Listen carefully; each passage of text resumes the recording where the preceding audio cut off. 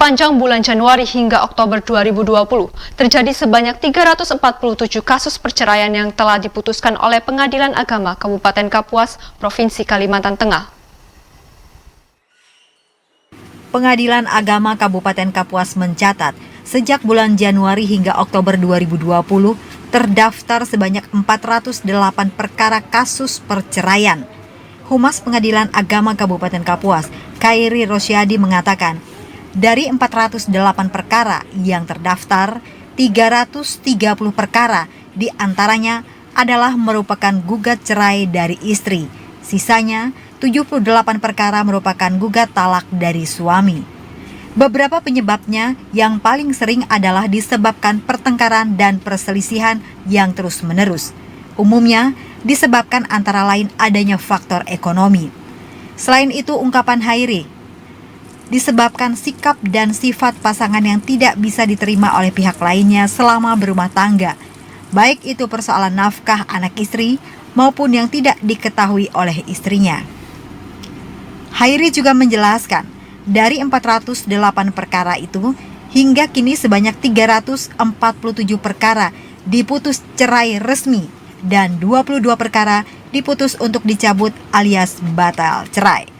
Sedangkan sisanya saat ini masih bergulir di tahap sidang.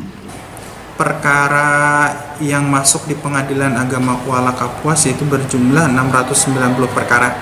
Adapun perkara teratas, pertama itu ditempati oleh perkara cerai gugat, artinya perkara perceraian yang diajukan oleh pihak istri, dengan jumlah perkara itu 330.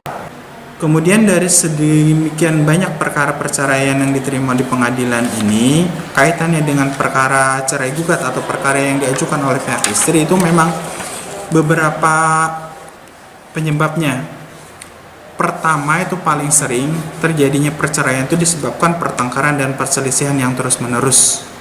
Pertengkaran dan perselisihan yang terus-menerus ini dominannya itu disebabkan oleh ada masalah ekonomi.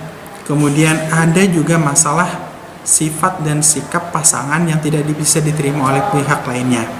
Ambil contoh misalnya, bahwa selama mereka membina rumah tangga, si suami tidak bertanggung jawab, tidak bertanggung jawab terhadap anak, tidak bertanggung jawab terhadap istri, termasuk juga melakukan hal-hal yang tidak diketahui oleh istri sebelumnya.